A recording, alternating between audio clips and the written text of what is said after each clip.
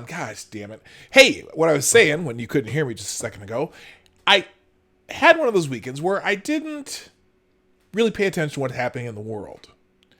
And so instead, well, here's what I was doing. I was cleaning my garage. Lady Boomer and our garage was a complete mess. So that's what we did. Yep, I already know that. Yes, I know it's. Yes, I know. I'm all the chats coming up telling me my mic was muted. I know it was muted. I figured it out before I even. Well, never mind. We cleaned our garage this weekend. I can actually get. Well, we can get one vehicle in the garage right now because everything else that we're get rid of, I'm going to take away with my truck today. So I didn't pay attention. I didn't spend much time on Twitter, although I think I tweeted a little bit, but didn't watch the news, didn't follow wasn't on the internets, and so we're gonna wing it today. Is that okay with you? Yeah, good, huh? Because every once in a while, me ranting is the better thing, right? So let's just play the intro, and then we'll figure it out when we get back. Ladies and gentlemen, coming to you live from the Lucky Dog Studio in a hidden location somewhere in the upper Midwest of the United States of America, it's a brother making his own way but with all the wrong opinions. Welcome to the Morning Night Live with your host, yours truly, P. Dog Night.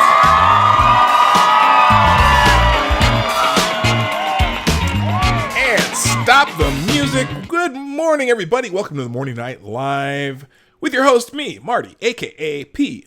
Dog Night on the P. Dog Night channel. It is Monday, September 30th, 2019. And as I was saying prior to the intro, I didn't really, I really didn't pay attention to the news this weekend. But apparently, one of you said that Trump's on a roll right now, so let's do this. I'm just going to go, looks like notifications. Oh, I didn't send out notifications. Let's see here. Well, you know what? Here, y'all, today I'm going to let you do the job. I appreciate it. You guys are the sponsors of the channel, so why don't we do this? Hit that right down over there, hit that share arrow. Will somebody tweet this out that the show's started, and I'll retweet you, whoever does it first. Thanks so much. Like I said, so I didn't watch the news over the weekend. I hear Trump's on a roll, so let's do this. We're going to search Donald J. Trump. Well, there's Trump, the real Donald Trump. Let's see what's happening on the Donald Trump Twitter. I'm afraid because I'm sure that, sure, I'm not afraid. I get a chuckle, but he is on a bit of a roll this morning, isn't he? Okay, well, let's check out what Donald's doing. I'm gonna wing and a prayer today, people. I'm just gonna go with whatever happens. I do have some headlines that I could go find. My favorite aggregator's still there. Oh, well, Sarah, if you already tweeted it, let me find. I know I'm subscribed to you. Did I? Oh, here's what it is. Here, let's just find. Oops, hang on. Well, I'll figure it out in a bit. Anyway, so let's see here. Let's see.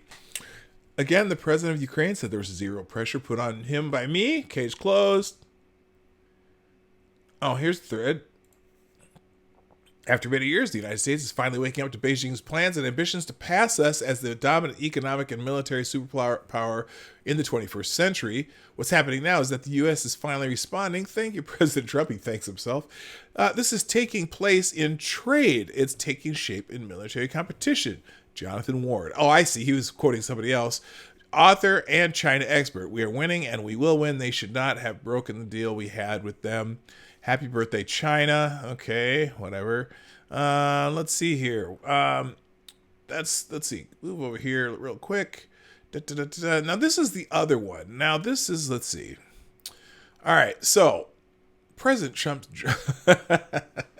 he loves talking about his job approval numbers. President Trump's job approval numbers have just reached the highest level since his inauguration, around 50%. You can add that to the many votes from voters that don't talk about their votes. Once they saw the president's numbers going up, they said, we got to do something. So they made this whole thing up. Impeachment is the preemptive strike for what they think is coming on the Obama's administration's handling of the 2016 election. And that's from Jim McLaughlin, highly respected pollster from the Washington Times. Thank you, Sarah. I see it there. I'm gonna retweet Sarah. There we go. Oh, by the way, my thumbnail today, I just figured I'd put a bunch of peaches on there and say my garage is clean. Is that what I wrote? What's my name? I don't even, what is it? My garage is clean. But the peaches are for impeachment. That's the only peaches I expect to see really happening, because the impeachment inquiry doesn't mean shit. Hey, and good morning. Oh, let me say good morning, everybody. I forgot about that, too. Max Del Rio, how did you become first? Way to go. You get the bell, my friend. And good morning to Chi-Town J, Sarah, C. Thomas of Gulf City, Gulf City Peasant, my friend Corbin, and Mr. Dax, and Richo, and Cynical Lindsay, and everyone else is rolling in. All right, so let's go back to the Mr. Real Donald Trump, though. So that was a quote. I thought that was Trump talking. He was just quoting somebody else. He's quoting people today. He's not really saying his own things. Oh, wait. Fake news media wants to stay as far away as possible from Ukraine and China deals made by the Bidens. A corrupt media is so bad for our country. In actuality, the media may be even more corrupt than the Bidens, which is hard to do. Wow, he's laying on thick this morning. Okay, so there's other things trending though today that we will get to talking about, but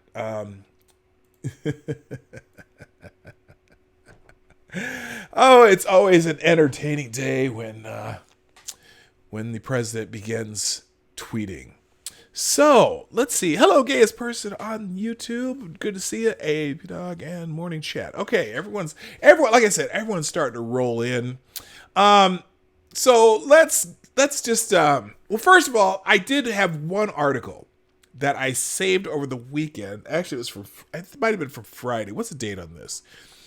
The date of this is September 27th. So that would have been Friday. And it's one I didn't get to, but I found it interesting because this topic's, at least has been coming up a lot on YouTube. And it's coming up in public too. A lot of people are talking about it. This article says there's a new study that finds, where's my article here? New study finds transgender athletes have advantages in women's sports even after 12 months of hormone therapy. Now, the only reason I don't say duh is because in the last 5 years or so, the International Olympic Organization has allowed transgender athletes to compete in international competition if their hormone levels reach below a certain level. So when someone goes on hormone therapy, for example, for what a physiological, I'm going to say physiological male because now you can even get trouble for saying biological male. Now that's reality to me, but it's not reality to them. I don't know. I'm trying to be diplomatic and kind, but I'm going to say a physiological male. Someone born a physiological male, okay, who becomes a female, goes on hormone treatment, and that hormone treatment reduces the amount of testosterone flowing through their body,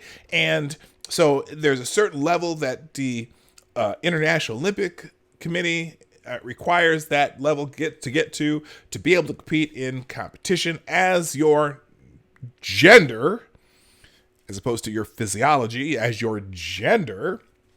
And that, that's been the limits. And they say, well, they've had there's some evidence that, that it evens out the playing field. Now, this new study, and here's the thing, the problem with this whole thing and you would think that, there's also evidence that people who go through puberty as one, especially particularly male to female. Now, female to male, there are no restrictions.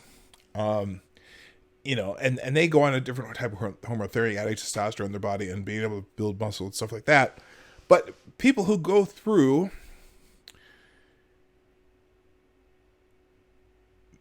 male puberty and then transition have some built-in advantages, and I think that's what this study may find. Yeah, some men are better at being women. Lovely. So anyway, here's the article. This is the Daily Cough article. Now, I was going to make the point. There's not a lot of research on this. There are a couple studies, and it's interesting because the problem with researching this, one, there's not enough subjects yet. And then there's also very little way to control for these types of this types of research, as in having subjects who are, subjects who aren't, subjects who are going through this, subjects who are going through that. And there are so many different sports. So perhaps the research would require you to go, well, does it make a big factor in this sport where it's speed? Does it make a difference in this sport where it requires more endurance? Does it make a difference in this sport where it requires strength? Does it make a difference in this sport where it requires build? It's all over the place, and it's going to be very tough to research. Now, some activists don't want any restrictions because trans women are women, is the saying. Some of the research, and in fact, one of the main researchers, I can't remember her name, she did research on runners, and she is a trans woman. Okay, she was formerly was a physiological male. Gender is woman. Okay, I'm being diplomatic, and she is in favor of the restrictions. Okay, she's actually done research, but the problem is the research she did only had 19 subjects. And so it's hard to do research on this because there's not enough subjects. So anyway, this study, biological males who identify as transgender women are likely to retain strength advantages over biological females, even after undergoing 12 months of hormone therapy, according to a new study out of Sweden. Now, there's been a couple studies out of Sweden that deal with this. They seem to be the one country that researches this the most. Although there is an American study. The woman in, I think she's out of Washington. I can't remember her name. I'll think of it at some point because I've been watching this. I've been watching this topic with great interest. I coach athletes. I am a basketball coach. In the winter, I coach boy basketball players, and in the summer, I coach girls basketball. So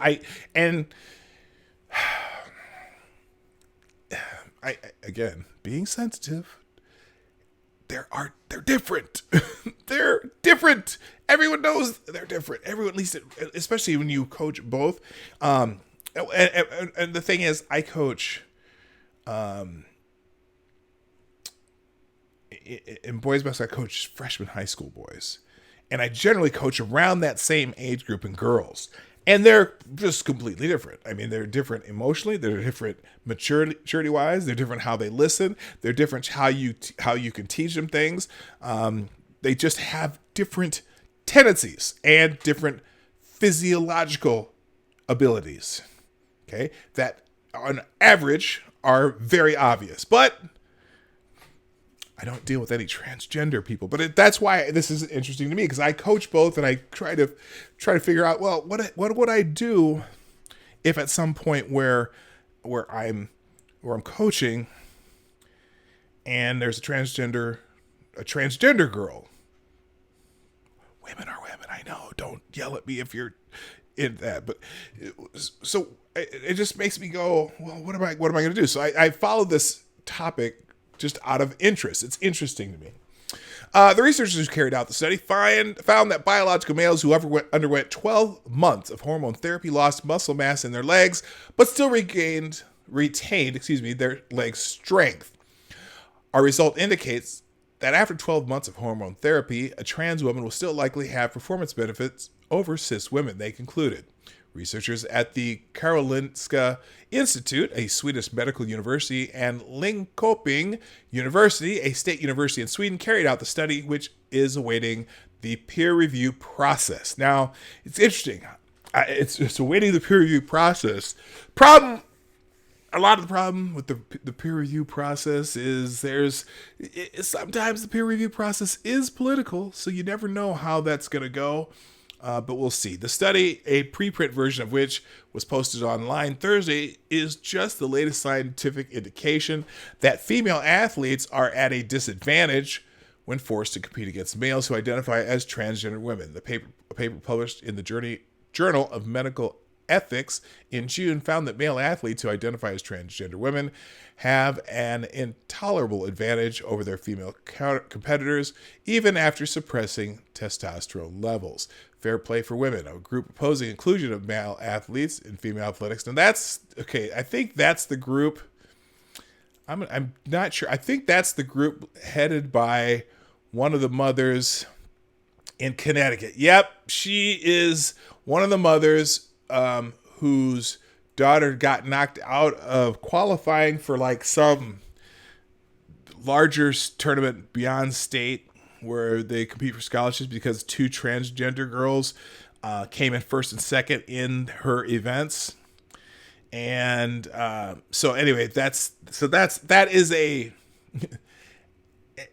I always like to click links when I read articles like this just to see who we're talking about. So obviously that particular group is has their bias, which is fine. I don't mind that they have their bias. Fine, have your bias. I have a bias too when it comes to this, just based on my own experience coaching both boys and girls that are around the same age. But anyway, they said that, let's see, pointing to the new study as evidence that female athletes are unfairly disadvantaged by transgender athlete policies. Sports bodies where thigh muscle strength gives a clear advantage in competition must suspend their trans eligibility rules immediately, the group said in a release on Friday, listing cycling, rugby, weightlifting, and track and field as sports implicated by the study's findings. I'm not sure what... there's not a whole lot of sports. Let's see. Thigh muscle strength. I suppose, yeah, in sprinting and especially particular, I'm trying to think of sports that it wouldn't be a big factor. I mean, even in things like gymnastics and curling, maybe it wouldn't make any difference whatsoever in curling. But anyway, so that's the point. Allowing males with proven performance advantage to compete in female sports is discrimination against female sex, the group added. The NCAA currently allows males who identify as transgender women to compete in female athletics once they've undergone 12 months of hormone therapy. Franklin Pierce runner Cece Telfer, a biologically male athlete, won a women's NCAA track championship last May after previously competing on the university's men's team. It's funny. It's not funny. I'm not going to say funny. And there's Cece Telfer.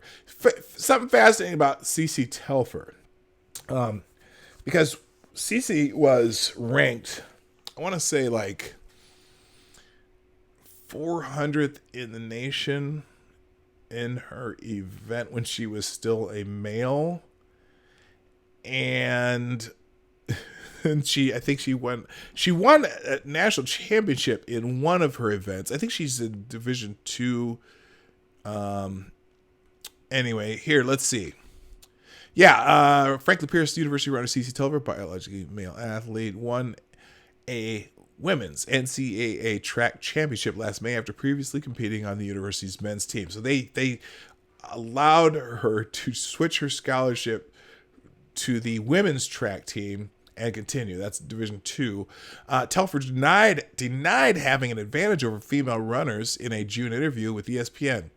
if anything, me competing against cisgender females is a disadvantage because my body is going through so many medical implications, like it's going through biochemistry changes, Telfer said. Another biologically male athlete, University of Montana runner June Eastwood, is competing on the University women's cross-country team this fall. Eastwood previously ran on the men's team before undergoing hormone therapy and switching to the women's team. The House of Representatives voted in May to pass the Equality Act, which would require schools to allow male athletes who identify as transgender girls to compete on female sports teams. The bill had unanimous support among House Democrats and is supported by every Democratic presidential frontrunner. So that's the political side of it, but there's obviously social aspects to it. I'm going to put a link I'm going to read this study. I didn't get to read it over the weekend. I was cleaning my garage, as I already mentioned once. But here's a copy of the study in the chat if you want to right-click that and download it or whatever. I'm not sure. I've already, I'm going to go through this study. It's pretty short for a study this size, 28 pages long, I think. And you know what? I'm going to be interested in seeing how this study itself compares to the article that I just read. Is that what it's saying? But it doesn't surprise me at all. There's been a big controversy about this on YouTube. It's over the last couple months. That's not what I wanted to do. What the hell? Stop that. Click the right button. There's been a lot of controversy about this because there was a big hubbub. A couple YouTubers were going back and forth with each other. One of them was Essence of Thought, and the other one, who's the other one? Rationality Rules. They were having a big go-round because Rationality Rules made a video about this subject. Essence of Thought didn't like how Rationality Rules did some of the facts that they had a clash of facts. And then Noel Plum also kind of got into it. Noel Plum actually, I thought, were the videos that I thought were the most neutral, factually based, although, Noel has his opinions, and granted. But here's the thing. Even like this study too is one of the first that now. Oh, by the way, I wanted to see how many subjects were in this study. That's why I opened this up. I don't think. Let's see. So they did a study. Let's see. See, and this study, 11 trans women, 12 trans men.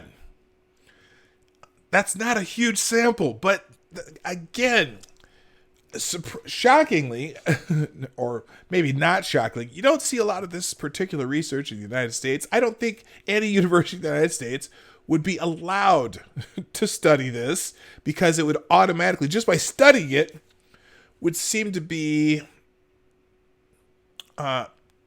transphobic. I don't know.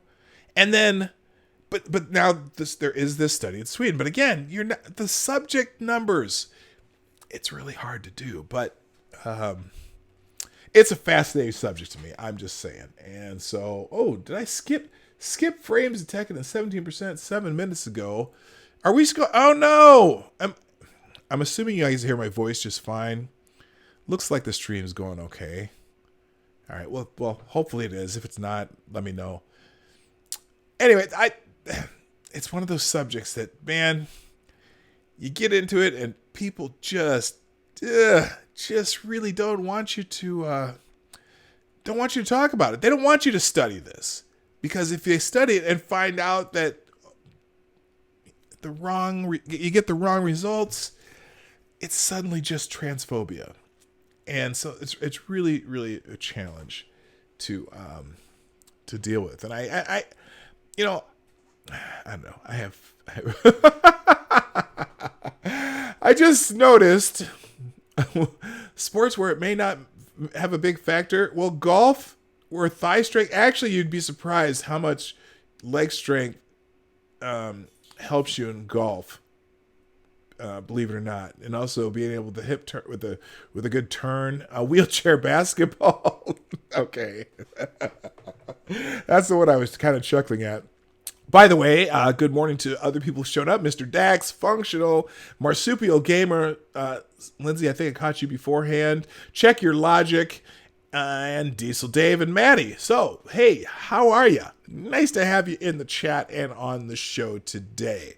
So, besides extolling the beauty of a clean garage and the warm and fuzzy feeling you have when you spend a whole weekend cleaning your garage and actually can get at least one of your vehicles in the garage, I am kind of winging it today. So now, more also over the weekend, I'm looking over here because that's where my screen is. There's a couple interesting articles right at the top about the this whole Ukraine thing, and I've kind of been, what's the word? I'm not gonna say neutral. I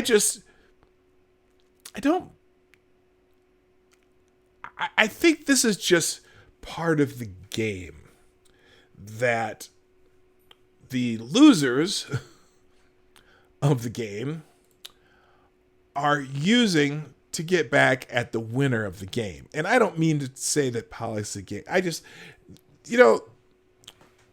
since the day the election came, there have been Democrats who've been saying, you know what, we need to impeach this guy even before he got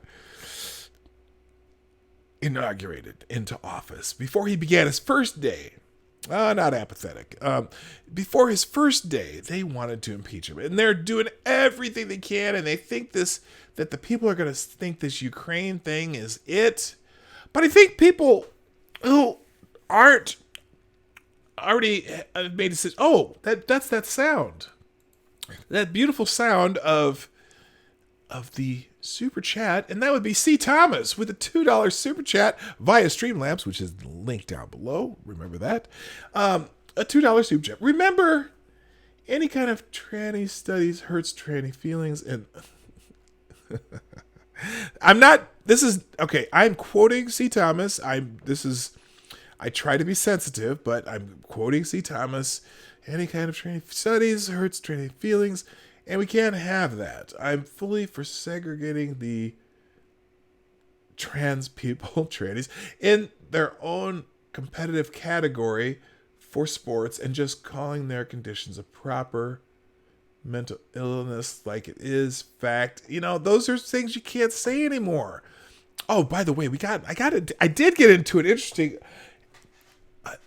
thing on political correctness. Did we talk about this on Friday about oh no, yes, we did talk about it Friday, and I cut up the video about the whole political correctness thing that I was having with my buddy Sophane, and it's interesting, but that's one of those things that you supposedly can't say. You can't. It's politically correct. Now, granted, I watched their stream on Sunday night, and they're still using the words retard and faggot and all those other words, but that's political correctness. Political correctness is about what language you use. How can you talk?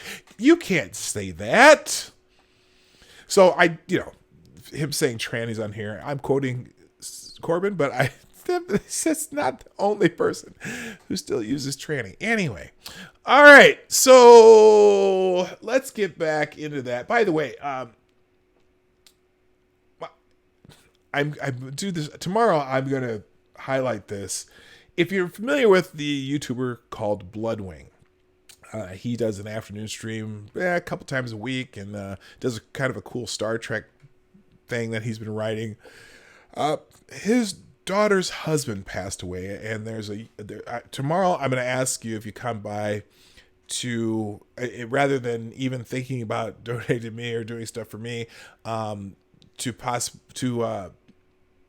if you are inclined to do so or are able to do so without jeopardizing your own personal financial situation, to donate to this person's GoFundMe. His daughter's going through a bad time. There's just so many things when someone in your family dies, as I know myself, just with my father-in-law passing away recently, that people need help with. We are fortunate that we've been able to take care of the financial aspect. We took care of the financial aspect of this a long time ago, knowing that my father-in-law has always been in bad health. But okay, Eve. Okay. Anyway, so tomorrow, if you come by the show, I'm going to remind you. I'm going to have you play. I'll have it in the description where you can contribute to that GoFundMe account, and hopefully, if you are able to, I'd be so happy if you do that. So, by the way, good morning, Cassie. Good morning, Maniac Man. And I think I've caught up so far. All right. So back to this. Let's get back to Ukraine. Again, I'm winging it today, so most of these articles I read today will be articles that I have not gone through yet. But let's start with this one. Oh shoot, I clicked the wrong link. There we go. Let's click the right link and then we'll move it over. Wait, what the hell's going on here? Did this not? Oh, did they close this? Did they get rid of this? All right, let's try this again. This should be... Oh, it says untitled, and there's nothing there. Okay, well, we'll skip that one. So, all right, here's the one I'm going to do real quick here. The Burisma timeline. This is a Federalist article, so I need to do a full screen on this one. Oh, no, I don't. I do the web article size. Let's do it that way. All right. The Burisma investigation timeline just leads to more questions about Hunter Biden. A lot of this thing about... oh, thank you, Diesel Dave. Diesel Dave put the link to the GoFundMe for Bloodwing's daughter's... for Bloodwing's daughter. If you can or able, I'll give you more details about it tomorrow. But please, if you're able to, please donate to that link. In fact, I'll probably, rather than shield for me, I'll probably talk about that most of this week, if you are able to do so. And thank you, Nexaw Collins and Duck Dog, and for jumping in. Stop by to hit like. Have to go again. Oh, okay. Well, thank you. I appreciate that, Necro. All right. As information trickles into the mainstream press regarding Burisma, the natural gas company Hunter Biden worked for, the latest refrain has become, quote, the Ukrainian prosecutor Vice President Joe Biden wanted fired was not investigating Joe Biden's son, end quote, when he was investigating Burisma. But this misses the point of the allegations being launched at Joe and Hunter Biden. Just because Hunter wasn't at Burisma at the time of the alleged corruption doesn't mean that Hunter could not have played a role in shielding the company from later allegations. He was receiving over $50,000 per month to sit on the Burisma board despite zero experience in the industry. And like I said last week, imagine if, what's that company in China? Huawei or something like that? Imagine if suddenly Donald Trump, no, not even Donald Trump Jr., imagine if Eric Trump suddenly joined the board of directors of Huawei, whatever that company is in China that they keep talking about. And just imagine how there would be such a simultaneous mass explosion of melons, as in people's heads. It would be incredible. And that's what I feel about Hunter Biden getting Hawaii. Yes, Hawaii. Oh, hi. Are you saying oh, hi or Hawaii? Geograph. The heads would be exploding all over the place, and there'd be there'd be more calls for impeachment because they call for impeachment every day. But could you imagine? Now, Hunter Biden, company, he has no experience in the industry, $50,000 a month to sit on the board. Last week, the National Anti-Corruption Bureau of Ukraine, NABU for the acronym, NABU revealed that Mykola Shlashevsky the Ukrainian gas tycoon at the center of the Hunter Biden debacle, was being investigated only for activity spanning from 2010 to 2012 when he was the Minister of Ecology.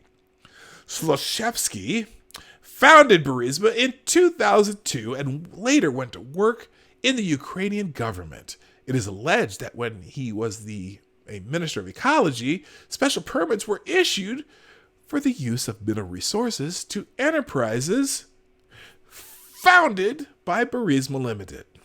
Wow. I had to do that. Remember that guy, that internet meme? Wow. Oh, I didn't do it right that time. Anyway, several journalists have seized on this timeline as exculpatory of any wrongdoing from the Bidens, given Hunter did not join the board of Burisma until mid-2014. Oh, well, I wonder why they decided to put him on the board.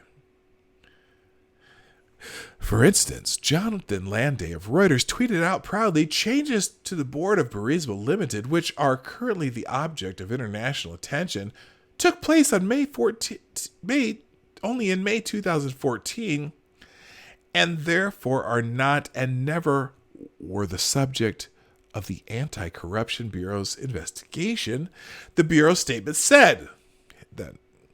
But what these journalists seem to be missing is that the basis for accusations of corruption was not merely that Joe Biden got the prosecutor fired to shield his son's behavior at Burisma from prosecution. Indeed, the timeline presented by Nebu makes that allegation impossible to square away. But the allegation that has been routinely hinted at is the possibility that Zlochevsky hired Hunter Biden after the allegations surfaced in order to evade the charges, in the hopes that Hunter might use his influence to persuade his dad to push for the firing of the prosecutor, Victor Shokin. Still, there's another possibility, one that doesn't involve persuasion from Hunter, but more tacit understanding with Joe Biden. Hunter Biden was collecting up to $50,000 per month for his role at Burisma with zero prior experience in the energy sector. It's not out of the realm to wonder whether, one, Joe Biden knew the details of his son's latest gig and salary, and two, whether Joe regarded the last name Biden as an important part of his son securing that role. Because, Malia and Sasha were too young to be on the board of Burisma, but Hunter Biden was just the right age, right? As the New York Times reported, Hunter's presence on the board was seen in the Ukraine as a way to cement the company's Western pivot. Hunter Biden and others' support allowed Burisma to create the perception that it was backed by powerful Americans at a time when Ukraine was especially dependent on aid and strategic backing from the United States and its allies, according to the people who worked in Ukraine at the time. Thus, journalists began parroting the timeline as proof that Biden's role in pressuring Ukraine to fire Shokin was entirely divorced from Hunter's role at Burisma. Consider the possibility that Hunter's role could have been more about shielding Burisma as a whole from allegations. Yeah, I'm sorry, that's just silly. Anyway, what were you, huh? Wait, what are you all talking about in my chat?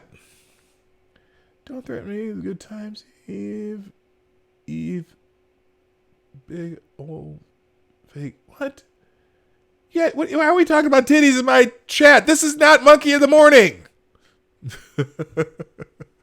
Y'all can talk about whatever you want in my chat. I don't care. So anyway, yeah, silliness, people. The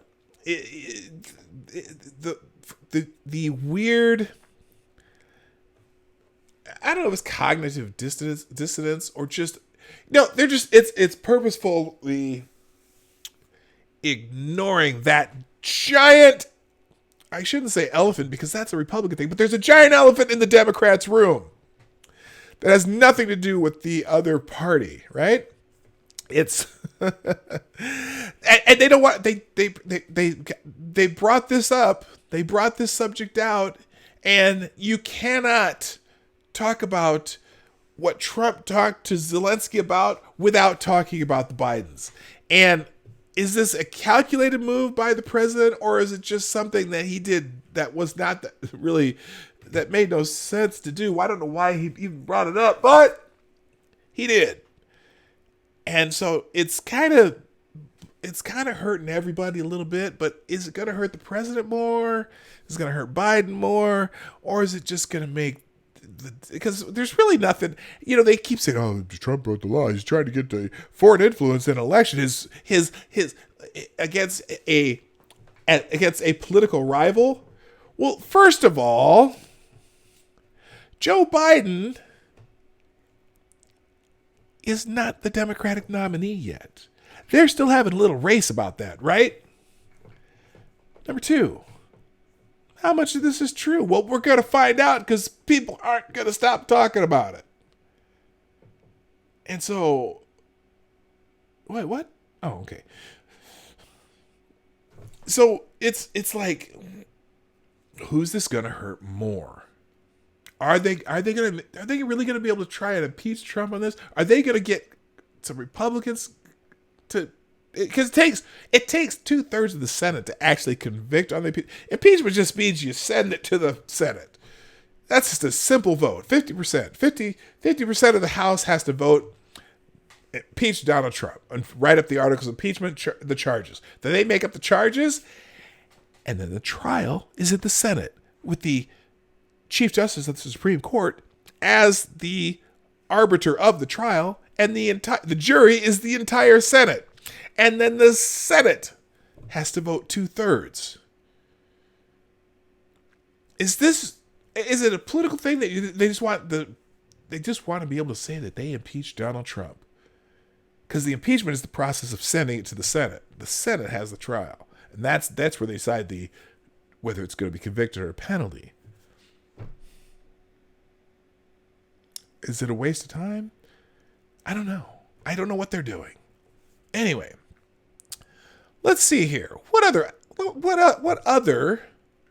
Now, I'm still trying to figure out why this one that I wanted to read it comes up untitled when I click on it. So, okay, screw that one. We're done with that one. Oh, the president cracked me up again. Wrong one here. Here we go. Oops, I need to do an article size. There we go. Let's do an article size. Trump says Representative Adam Schiff must resign from Congress. And now, we all are well aware that the president cannot demand that a person in Congress must resign. But I think this may just be one of those turnabout kind of things where, they want the president to resign. Well, no, I think Schiff should resign. It's like, oh, you know what? I just thought of something. We are definitely lacking in background music. I went the whole show last week because I was ranting the whole show on Friday. It was just rant and then Twitter. Rant, Twitter. But we need some tunes. There you go. I don't know if you can hear that because my sound levels are really weirded out right now. Oh, this kind of has a... Do you hear that? It kind of has a Prince vibe to it, doesn't it? You feel that? You know what I'm talking about? Like, the song, I want to be your lover. I want to be your brother and sister too. Yeah, you feel that vibe? You know that song? Do you even know that song? That's like Prince's first big hit, like in 1977 or something like that, or 79. I just remember hearing it on the radio when I was a kid, and I think my sister bought we have that album. I have the first Prince album. It's in the basement of my mother's house. The one he did, it was kind of cool because he did all the instrumentation. He did everything on it. It was like, because when he took it to the record producers, they're like, what was it? They were like, well, who are your background music? No, I did. He did the whole thing. All the instruments, he did all the singing, he did all the background, he did the whole damn thing. So anyway, all right. Back to what I was talking about. What was I talking about? It's going to be like this all day. Sorry, folks. I can't help it. Sometimes it's just one of those things. All right. As we reported yesterday. Oh, can y'all hear that? I meant to ask you that. if you're any Prince fans, isn't this very Prince-esque? All right, I gotta turn down my headphones. It's a little loud for me because I have my levels way up too loud. Okay. All right, as we reported yesterday, Republican Congressman Andy Biggs wants his fellow Congressman Adam Schiff censured. And here's why. The reason, of course, is that Schiff making up dating quotes during a congressional hearing about the Congress, making up quotes. That's weird. They need editors. They need editors. Okay, you can hear it. Okay, cool. Hearing about the conversation President Trump had with Ukraine's leader, Biggs is now joined by President Trump himself, who takes it one step further. He calls on Representative Schiff to resign from Congress.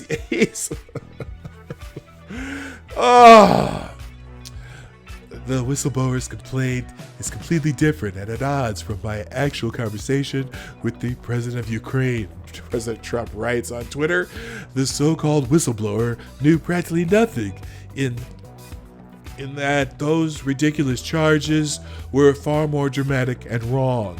Looks like little, Lidtle, which we talked about trending on Twitter, Adam Schiff fraudulently and illegally inserting his made-up twisted words into my call with the Ukrainian president to make it look like I did something very wrong.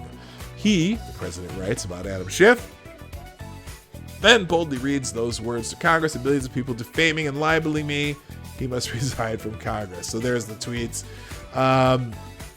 It goes. Oh, now this article says it goes without saying that the president is completely right. What Representative Schiff has done is completely, utterly irresponsible. Yeah, him making up the quotes and like I said, remember we were talking about that on Friday. So he makes this opening statement in that hearing, and what do you hear all over the news? Now, interestingly, there were some news people who pushed back on that later in the day, but still, his theatrical rendition of what the call might have been like, even though he knew exactly what was in the call, still sticks in the minds of people. There's still people saying, yeah, oh, this was obvious quid pro quo, blah, blah, blah. And so everyone's fighting over what that call really means. And, you know, from a legal standpoint, there's no law in that there's not a law written on the books that anything in that call was illegal. You know, but what they read into it, you know, that he's extorting this is the funny thing about it too. They're reading into the fact that he's saying that, well, wouldn't want to mess up your military aid or whatever. Remember the aid that Ukraine didn't even know had been suspended yet because they didn't find that out till a month after this call. And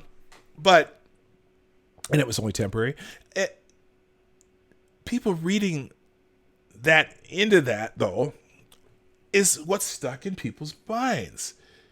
But if you actually read the transcript, which we did a little bit on Thursday or Friday or whatever day that crap came out, that's not what he said. And really, he was more focused on the things that were happening in the 2016 election, and Joe Biden was kind of an afterthought after they talked about a couple other things. But anyway, so this goes, he literally quotes of, okay, did I already read this? Yeah, it goes without saying that the president is completely right. What Representative Schiff has done is completely and utterly irresponsible. He literally made up quotes from a conversation President Trump had with the leader of another nation, thereby not only undermining the president's position at home, but abroad too. America's position is now weakened because A, the content of Schiff's lies, and B, the publication of the transcript of a supposedly confidential conversation between two heads of state, a transcript that has been released because of Representative Schiff's lies. Now, we also remember Schiff knew about this in August. He was talking to the press about this before this actually all came out, making hints to the press and whatever. Schiff's, that dude, I don't get it.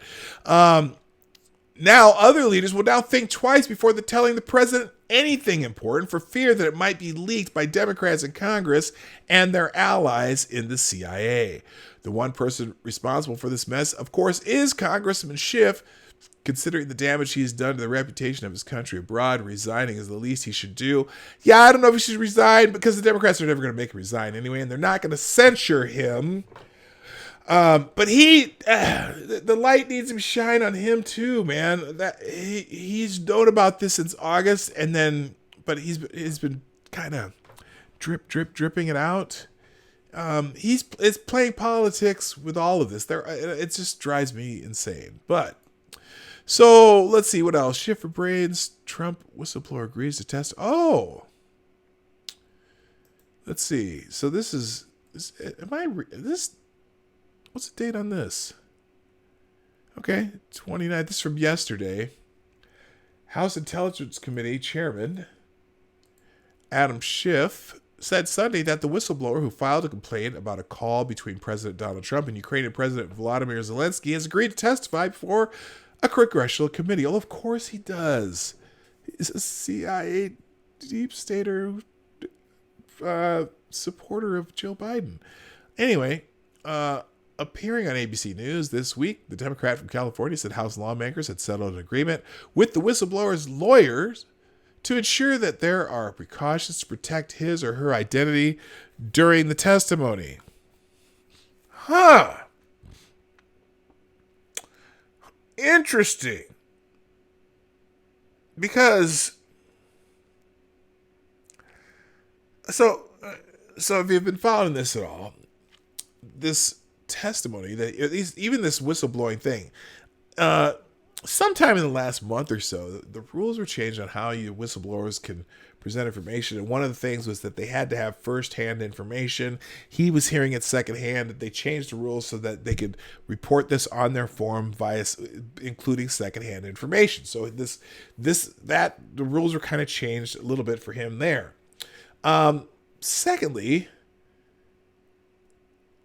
the New York Times has basically outed this person, although not completely. I think there's some people who don't know who it is, but I think the people in the White House certainly can figure out who it is by the New York Times doing a detailed description of the person without actually saying their name. That is fascinating also. But anyway, in this, so they're going to try to protect his identity during the testimony. The whistleblower will be allowed to come in without White House or DOJ lawyers to tell him or her what they can or can't say, Schiff said, comparing the situation to acting director of national intelligence Joseph McGuire's testimony on the issue Thursday. We are taking all the precautions we can to protect the whistleblower's identity.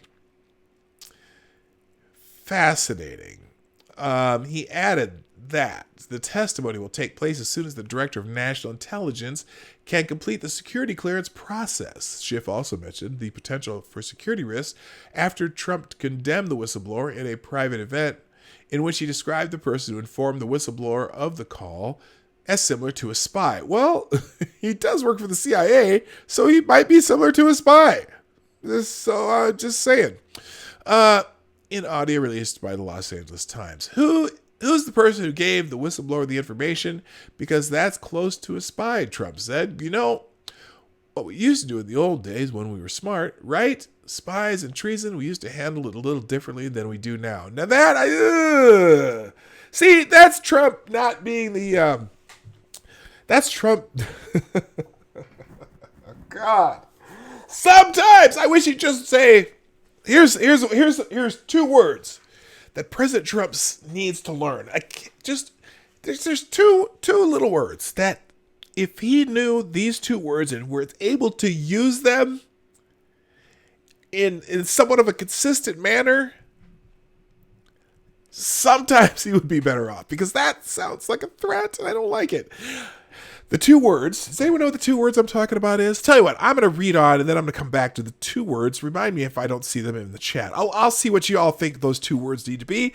And then I will come back to see if any of you got it right. And if you don't, and then I will do that. Because I have a little delay on when I see the chat than when you do it.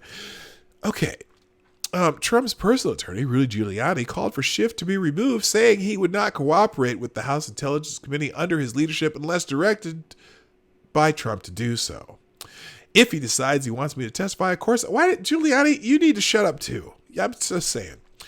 But anyway, if he decides he wants me to testify, Giuliani said on This Week, he has already prejudged the case. Oh, I see. I'm sorry. If he decides he wants me to testify, of course I'll testify, even though I think Adam Schiff is an illegitimate chairman, Giuliani said.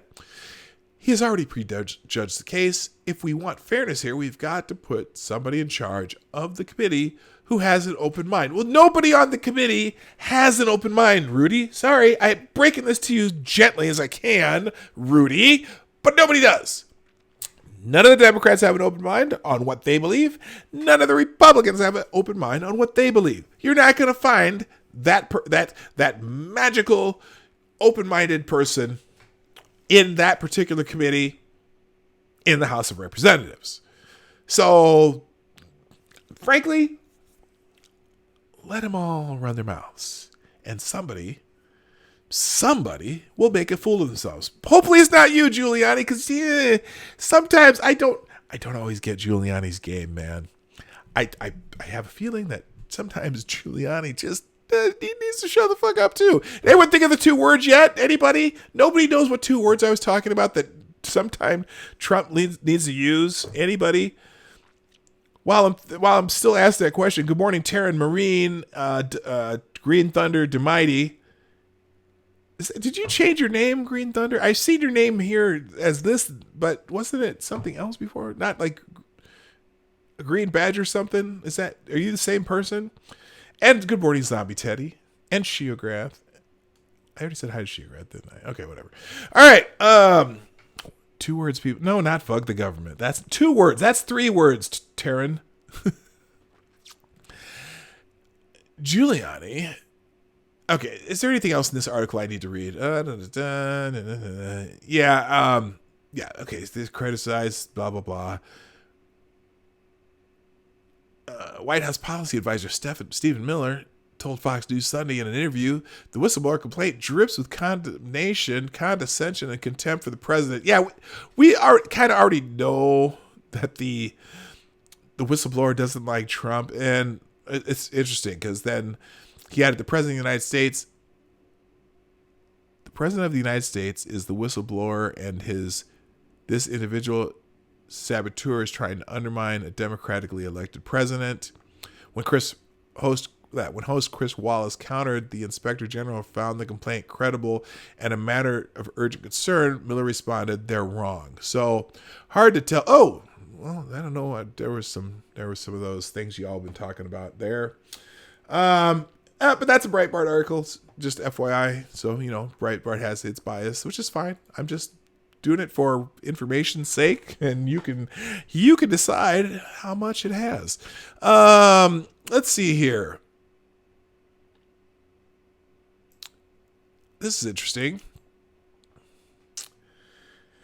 Nancy Pelosi, they like to call her Palsy, 6-committee impeachment investigation, is she tossing Nadler under the bus?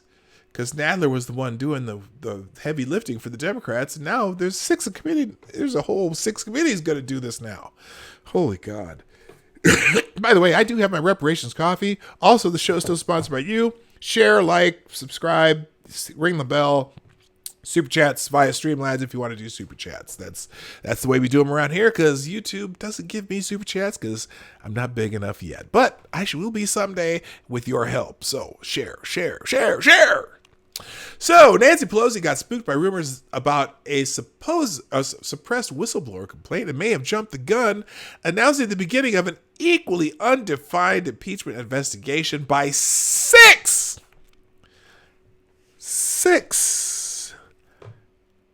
House committees. Talk about a shotgun response. The real issue, at least for political junkies with a sense of history, is whether or not this will turn out to be an action-forcing event equivalent to Nixon's Saturday Night Massacre, or even to to revelations about Bill Clinton's affair with Monica Lewinsky.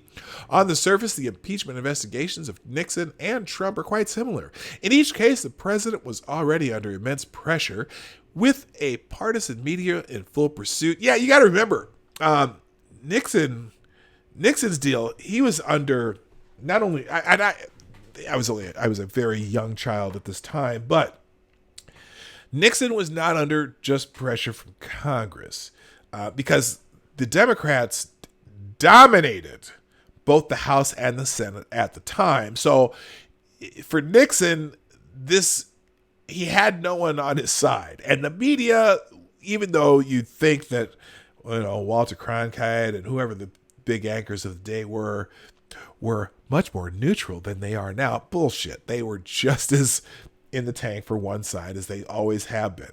And it's funny because I remember in the early 80s when Reagan first came to, well, Reagan was prominent in many ways prior because he ran against Gerald Ford for the nomination in 76, but the media was, oh my God. As a kid, I'm thinking, wow, they really hate this guy because I didn't know anything about politics. I just could tell how much the media hated Reagan. I mean, it was obvious, but oh no, that was the good old days of when journalists were impartial and didn't, let politics influence their reporting. Oh, bullshit. Anyway, on the surface, the impeachment investigation of Nixon and Trump are quite similar. In each case, the president was already under immense pressure with the partisan media in full pursuit. When each story broke, there was dominating, explosive coverage, with every talking head predicting imminent disaster. The walls are closing in. The walls are closing in. The walls are closing in. This is a bombshell. The walls are closing in. Bombshell. Walls are closing in. The bombshells are closing in. The walls are closing in. That goaded the Congress into taking immediate forceful action. Of course, with Nixon in particular, the story seems to pan out. As things now stand, that has not appeared to be the case with Trump. First, the Saturday Night Massacre, in which President Nixon ordered the firing of the special prosecutor Archibald Cox, triggering resignations of his attorney general and deputy attorney general, who were unwilling to carry out his orders. Robert Bork, as solicitor general, the third in line at the Department of Justice, did carry out the president's order, forever ruining any chance of his being confirmed as an associate justice of the Supreme Court. Yes, they borked Robert Bork. Midnight in Exile. I know exactly how old I am. I don't need to be reminded. Thank you. And welcome to the show. The media reacted as one, describing the action as a totalitarian coup by a president eager to stop investigation of his own wrongdoing. The outcome was characterized by Alexander Haig, Nixon's chief of staff, as a firestorm of protest over Columbus Day weekend, causing Nixon to reverse course entirely and agree not only to turn over the first batch of White House tapes, but also maintain the Watergate Special Prosecution Force, WSPF. That sounds like sunscreen to me. WSPF. WSPF 17. Anyway, Prosecution Force as an independent entity under a newly recruited special prosecutor. As it developed, Nixon may not have been entirely at fault. While there are certainly other versions, the most interesting backstory is found in Al Haig's later memoirs, Inner Circles, 1992, which he admits having assured the president that Attorney General Elliot Richardson was prepared to fire Cox if he didn't agree to the Stennis Compromise. The fight was over access to the White House tapes, which Cox had subpoenaed, and the legal battle was between the confidentiality of the Oval Office conversations versus access to possible evidence of criminal conduct. Yes, I'm 39 years young. You know what, Sarah? Who's the boomer? Who? Okay, I've already established this many times. I'm the last of the boomers. I'm the first of Gen X because I'm in one of those years that those two eras intersect. So I'm an intersectional boomer Xer. There you go. The difficult was that they picked Senator Johnson Stennis of Mississippi as the independent authenticator. Stennis was easily among the Senate's most respected members, a man of towering integrity, but at 73, he was both quite elderly and still recovering from being shot during a robbery attempt. Oh, man. I don't mean to laugh, but just the things that they go through.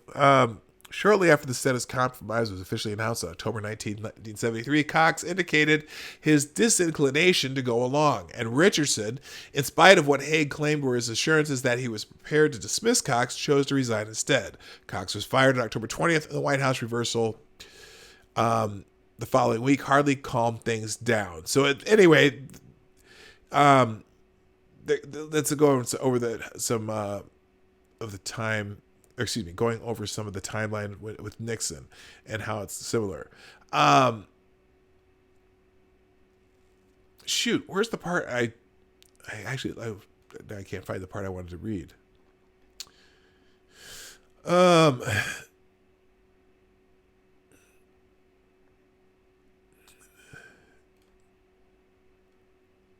Okay, this whole article is on how it's similar, and it's only talking about then.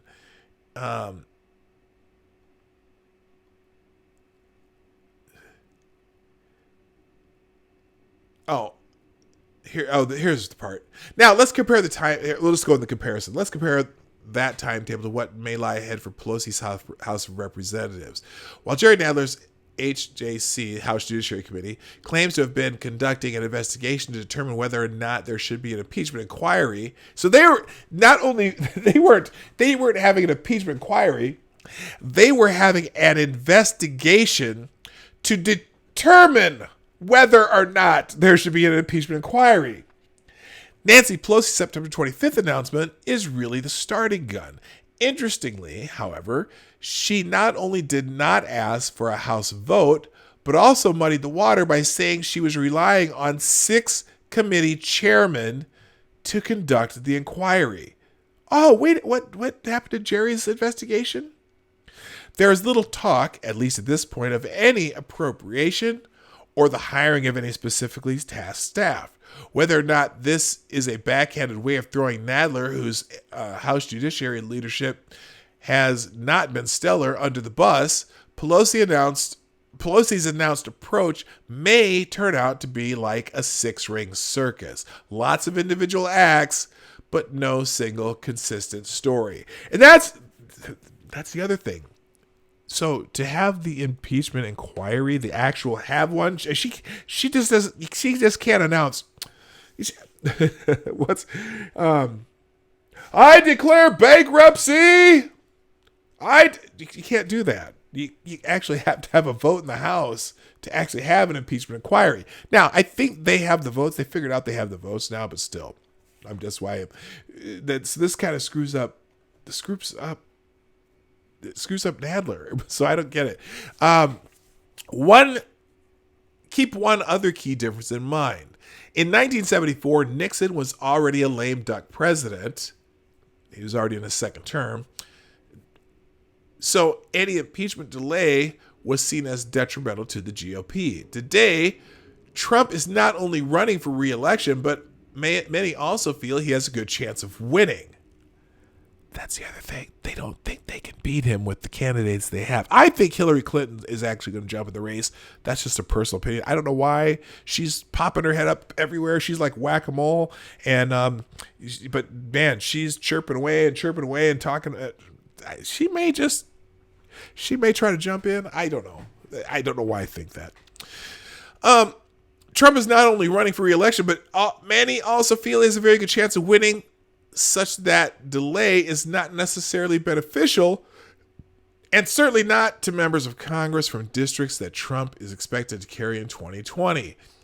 It is little wonder there are stark differences among Democrats on whether or not to proceed with any form of impeachment investigation, and once launched, any perceived delay is not at all likely to help build support for Trump's impeachment. Not after all the highly negative but ineffective coverage Trump has received to date. Yeah, it's like, what? Can Nadler ever catch up? His Judiciary Committee is, after all, the historically correct one to conduct such an inquiry. While it would be easy for him to get authorization, he'd then have to launch an inquiry, which might well entail hiring additional staff and holding focused hearings. Cross-examination of witnesses by committee staff would be far more serious than done to date by committee members. But Nadler would then have to face the question of whether or not Trump's lawyers get to participate too. Here, the Nixon precedents are clearly in favor of their inclusion. So, Trump's lawyers could be involved. In the end, Nadler is also going to have to present a formal case for impeachment. Given all that we've been through so far, the American public's not going to stand for a handful of progressive law professors expressing their considered judgment that Trump has indeed engaged in unpresidential conduct or committed an obstruction of justice. No, it's going to require a whole lot more evidence than that. All being presented by witnesses under oath and subject to cross-examination by counsel for the president. So, more like wacko. That's funny. Anyway, so yeah, this much seems true. Time and the tide of public opinion are simply not on Pelosi's side, and her sixth committee approach will confuse rather than educate. Yeah, her move there is interesting. Have 6 committees going at it. I think you'd get impeachment weariness from the Democrats. Anyway, all right, let's do this. I'm running long already here, but I know that I have one article here in my messages. Oh my gosh, all kinds of notifications too. Oh no. Oh my gosh.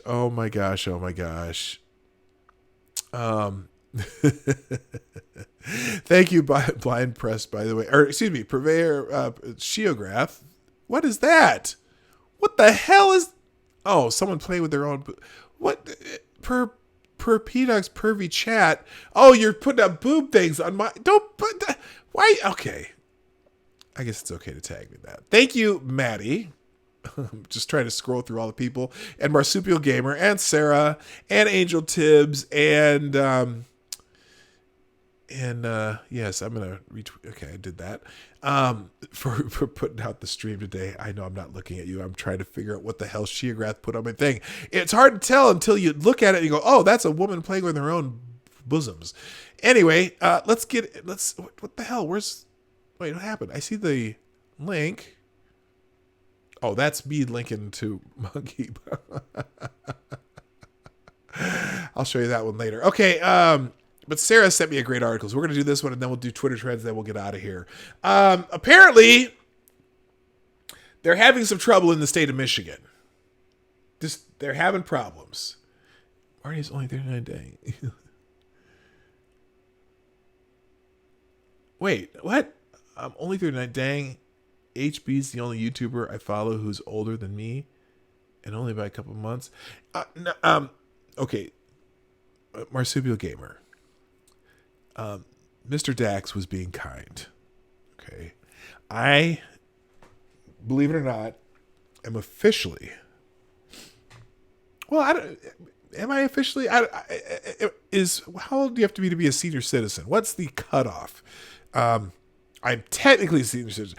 Technically, I can join AARP, but I think you can do that at 50, or is that 55?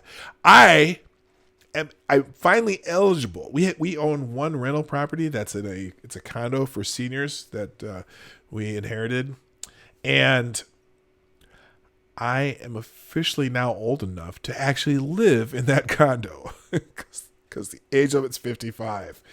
I am much younger. Wait, I'm much older than I look? I'm younger than I look. I'm much younger. If I'm older than I look, that'd be frightening. 55. I am 50. I think my next birthday I'll be 56. I don't know.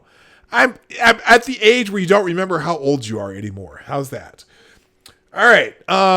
But here's the article because this is funny. So, and I think you'll like this. Pornography plays on I-75 electronic billboard in Auburn Hills. Oh, those billboards, the electronic ones that, change and sometimes you can have stuff moving on them, stuff. They're kind of cool, but police are investigating after drivers traveling through Auburn Hills were stunned to see a pornographic video playing on an electronic billboard. Those things can be hacked, right? Y'all knew that, right? Auburn's Hill police say the video played on the billboard along Interstate 75 near Michigan Highway 59. Are you sure it wasn't near Michigan Highway 69? I don't know if that's a dad joke or if that's just I don't know. Anyway, for about a half hour Saturday night before police contacted the company that owns the billboard and the images were removed. The call started around 11 p.m. Saturday and Auburn's Hill police officers were sent to the scene where they just stood around and watched for a while.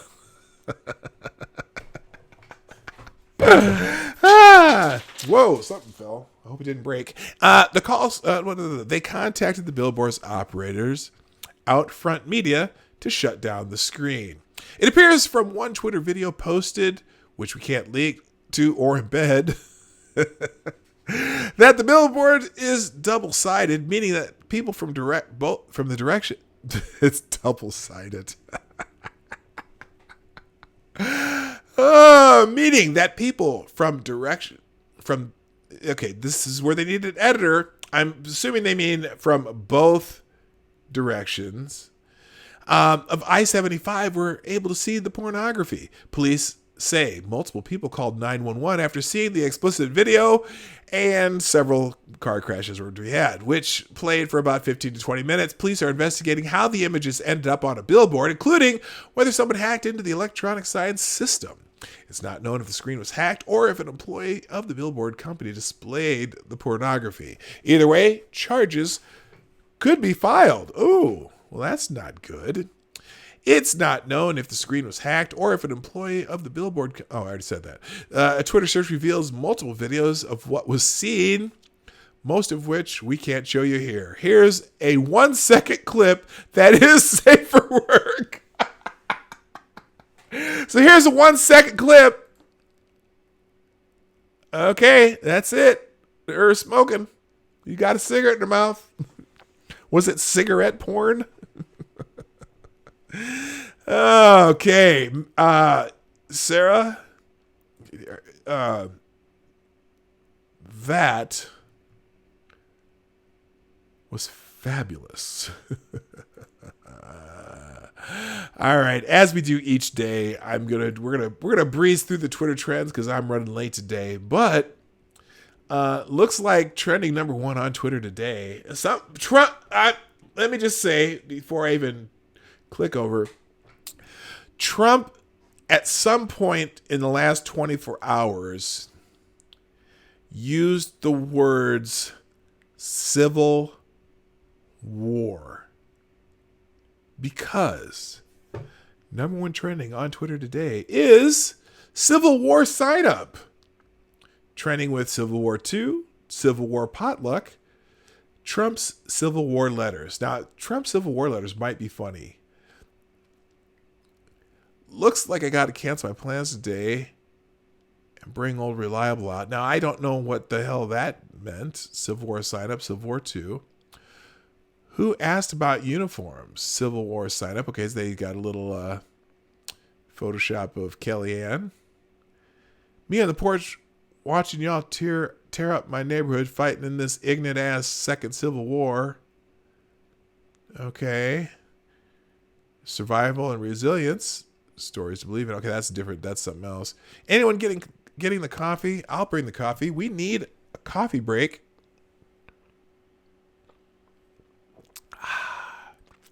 To bitch about how Helen isn't contributing the same as everyone else. Dear wife, great is the outpouring of the colored people that is now rallying with the hearts of lions. A happy time it will be when this ungodly rebellion shall be put down and the curses of our land is trampled under our feet. I shall bring the chicken sandwiches. I don't know what it is, but I'm going to find out. Okay, all kinds of Civil War or something, but I guess we'll have to find. Okay. Oh, God. Civil War sign. I will coordinate the pacifier. Okay, this is the war medals. Okay, that's. I find that humorous. Even though the left generally can't meme, but that one actually was funny. Okay, I still haven't found it, so let's go on and we'll find out. I'm sure it'll come up again, but Trump said something about civil war. Number 2 trending is Monday motivation, of course. Amen. Let's see. Good. Let's see. This says, "Good morning, everyone. I just want to thank Donald Trump for taking on so much. No other president has endured as much as he has. Even from before the election, he was targeted. We must remain strong and stand together. Work together. Strength in numbers, Monday motivation." Okay, so there's a Trump supporter. Oh, actually, I like this, though. An arrow can only be shot by pulling backwards. When life is dragging you back with the difficulties, it means you will be launched into something great. So just focus and keep aiming. Okay, that's a nice little Monday motivation. Even, okay. And then one arrow can easily be broken into 2, but many arrows together are difficult to destroy. We are stronger together. And that's part of the E pluribus unum logo, which is on, I can't remember. It's on different things. It's on the money. But that's the arrows and the olive branch. Strength and peace. Peace and strength. Okay. That, you know what? I'm going to leave that for Monday motivation because we're trying to move along here. Monday morning, we're going to skip International Podcast Day. You know, I found something humorous the other day when we were talking about these international days of everything. And who was it? I think it was, well, let's find out. I'm going to go open up another Twitter window here and look at who I replied to, who said just something about this because I thought it was very apropos. And let me find it here. It'll be easier to find because I replied to her. Oh, crap. Where is it? Where is she? Oh, Rin Michaels. Here we go. Rin Michaels, who's just one of my Twitter friends. I consider her a friend. We converse, even though we don't really know each other, but she's one of those people who talk a lot. She was saying, National Coffee Day?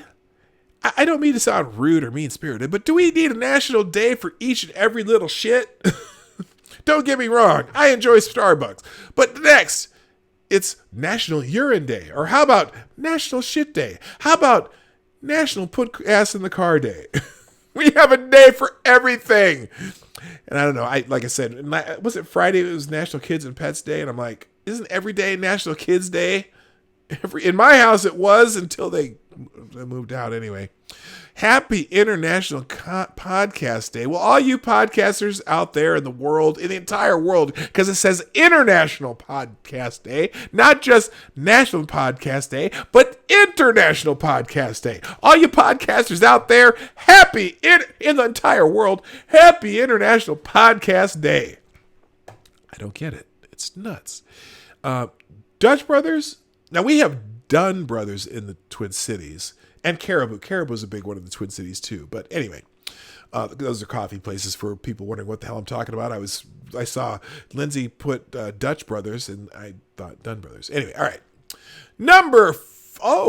Newt trend. Wait, is it Newt Gingrich trending or just Newt? National Day of National Days. Yes, Mr. Dax. Okay, Newt Gingrich. What you are watching is a legislative coup d'etat. This is not an impeachment. We ought to quit talking about it as if it's impeachment. Dems just want to get rid of cuts. Now, Newt, okay, I respect Newt, but Newt's the wrong person to be talking about this. Newt led the impeachment of Bill Clinton over an affair. No, it wasn't over an affair. He lied. He lied to Congress and under oath.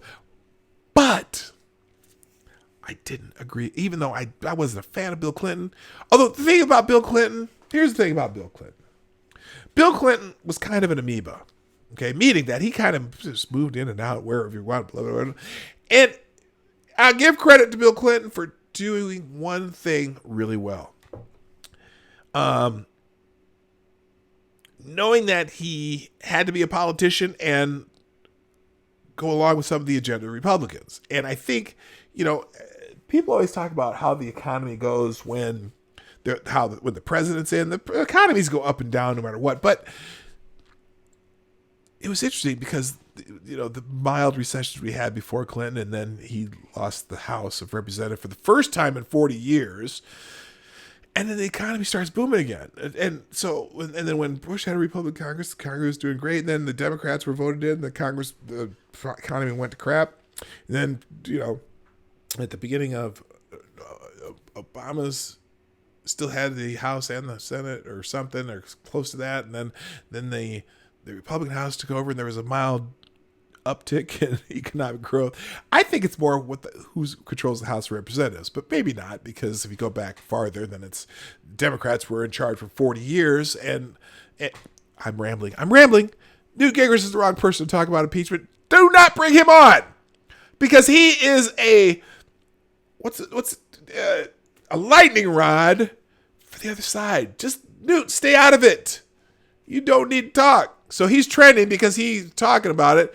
And so here it is. Everyone's laughing their ass off because Newt Gingrich is really going with impeachment was done properly when I did it. Well, you know what? Newt, shut the fuck up. Period. Oh, Brooklyn Dad Defiant, though. Of course he's in there because he always gets in on the trends that are political. Brooklyn Dad Defiant says, this goes without saying, but so-called hypocritical conservatives like Newt Gingrich, Kevin McCarthy, et al. Would have been apoplectic if Obama threatened a civil war. I'm looking for their outrage now that Trump has done so. Nothing but crickets. Yeah, I haven't heard. See, Trump said something about civil war. I haven't seen it yet, but we will. Do you think Clinton has civil? I don't know. I don't know. He's got, he's got to have something. That dude, man. All right. I don't know if he has syphilis. I bet he's had siblings, though, if you know what I mean. Anyway, Army Selka Day. What is Army Selka Day? Oh, I got to get done. What? Wait, why are there K-pop kids in my freaking feed on something about... Oh my God. Okay, I don't care. I don't even care what it is. I'm going back. Sorry. Arrest for treason. Oh, now, is this something? Yeah. This is something Trump said. Trump needs to take his phone away. Adam Schiff illegally made up fake and terrible statement and pretended it to be mine as the most important part of my call to the Ukrainian president and read it aloud to Congress and to the American people. It bore no relationship to what I said on the call. Arrest for treason, ? No, you don't. Okay? You don't. And you're not a dictator, and it gives them fuel for that stupid idea, which they don't, because obviously you can't just have them arrested for treason, whatever. Hickey, something to do with K-pop, skipping. Tomorrow is October. Oh, yeah, tomorrow's October. Hey, pumpkin and Halloween season is almost upon us. Tomorrow, October is trending. Bring out those pumpkins and costumes. We're going to decorate. We have a bunch of Halloween decorations that we put out every year. Well, we don't put them out every year. We haven't put them out for about 5 years, but my wife and I decided now that the garage is clean, we could put out the Halloween decorations this year because the kids enjoy that kind of shit. And I might even stand looking like a statue with an axe and scare the kiddies like I did one year. The first year we moved here. I stood outside in a kind of this big, real oversized hooded sweatshirt, and you couldn't see my face. And I'm standing with an axe, and I looked like a Halloween decoration. And as the kids, I had the axe, like resting on the cement, so I could stay still. And the kids would walk by me, and I would scrape the axe closer to me, and the kids would look up, and I'd stop. It was funny. The kids loved it. Anyway, trending number 10 is Victory Monday. What the hell is Victory Monday? Let's find out. Victory Monday. Okay. Oh, because it's football season. I forget. So Victory Monday. So already see 49ers fans talking smack. It's Victory Monday. I'll deal with you guys later. That would be the Browns. Did they win yesterday? I know they had. Man, I saw one run. We have, what's that called? NFL Red Zone, and my son really loves it, so he had it on the TV, and that one run by the Browns runner was really fun to watch. Anyway, so all the teams that won last night are having Victory Monday. Yippee. Tanny, what is Tanny? Do I care? Tanny. What? Like Daily Life with Tanny at Sea. Who is Tanny? Is that more K-pop crap? Why is... Oh my God. The K-pop stuff kills me. Good Monday. Chris Collins. Is that a football thing? Breaking. Representative Chris Collins, the first Trump-supporting Congress member, will change his plea tomorrow in an... It's funny. Representative Chris Collins, the first Trump-supporting Congress member, will change his plea tomorrow in insider trading case. He's accused co-conspirators will change their pleas on Wednesday. Okay. He's going to plead guilty to insider trading. It's so funny. They're so excited that they got a congressman and a Republican congressman on insider trading. It'll be joy in Mudville all week. Chris Collins is going to jail, poised to plead guilty to insider trading tomorrow. Happy Monday. Here's an old intro to catch you up on this little shitbird. Okay, Chris Collins, the very first congressman to endorse Donald Trump, arrested. Okay, there you go. So they'll be excited on their side of the aisle. Good for them. Everybody's talking about it. Where is Brooklyn Dad up here in the top somewhere? I'm sure he is somewhere. Brooklyn Dad is always on top of these political things. Okay, let's go here. Yeah. Oh, by the way, Diesel Dave put the GoFundMe thing for Bloodwing's daughter. Please, if you are able, I'll talk more about it tomorrow with more details, but if you're able to go help her out, that would be fantastic. Okay. Okay. Chris Collins, good Monday. Thornbury. What is Thornberry? Oh, no. Breaking. Mac Thornberry becomes sixth Texas Republican to announce retirement. Republican Representative Mac Thornberry has announced that he will not run for re-election next year. Dallas Morning News reports, making the 13-term lawmaker the sixth Texas Republican in Congress to head for the exits ahead of the 2020 election. Okay, fantastic. Do anyone think Texas is going to go blue because of all these Texas Republicans retiring? I don't know. It'd be interesting. I doubt it, but Mike Conway, Bill Flores, Will Hurd, Kenny Marchant, Pete Olson, and now Mac Thornberry. Wow, 6 of the 23 House Republicans from Texas. I don't think it's going to go blue, but you know what? Who knows if those seats are going to be, how much those seats are going to be up for grabs. I suppose it depends on who runs. The Democrats are salivating over that, though, so there you go. Ask Wale, I'm a young artist trying to elevate, man. What do you think about this? Okay, apparently he put out an Ask Wale and people are asking him questions. I don't care. If you know who Wale is, he's a hip-hop artist. Yes, we shall. Chen, that's something K-pop. I'm not clicking it. And the last one is Monday Mood. Since I don't have anything else, let's check out I don't. What? What? While your caption says I can steal your man and posting news, me, I seal contracts. There's more to life than dating and bitches brew. But she's prominently pointing her ass at the camera while she says that. Here, sound on. Here.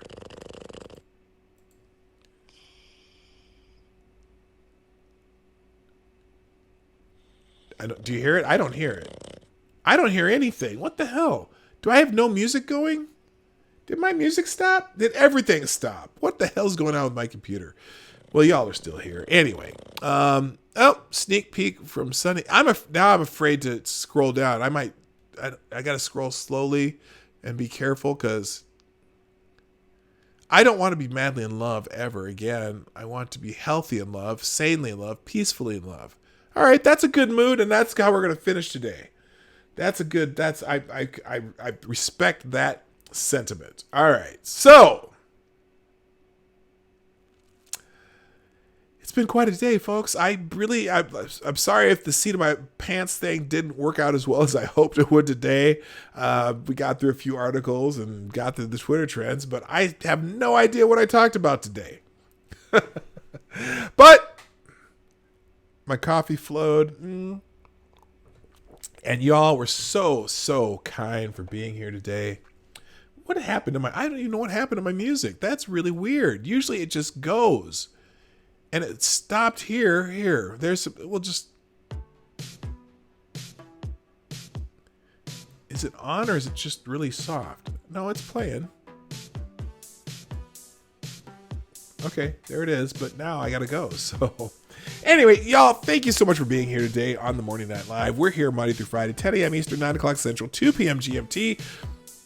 But not for long, because that daylight saving time clock change thing's coming up. But hey, it'll still be 10 o'clock Eastern, 9 o'clock Central, regardless of the time changes in the United States. Everyone else around the world is just going to have to figure that shit out.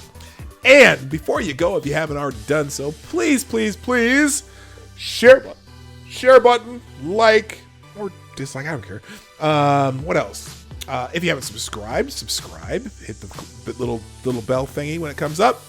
And for future reference, if you'd like to do super chats or donate to the stage channel, those links are in the description down below. But this week only, I would prefer, if you're going to do that, save it and click that link that Diesel Dave has there for the GoFundMe for Bloodwing's daughter. She can use the help, and I would be so honored. I would be absolutely honored if during my show, some of you did donate to that particular cause, because it's, it's got to be tough, man. He died. Her husband died way too young, and so she can use the help. So that's it for today, people. And I gotta go. So as you know, my name's P-Dog Knight, and I am out of here. Bye-bye.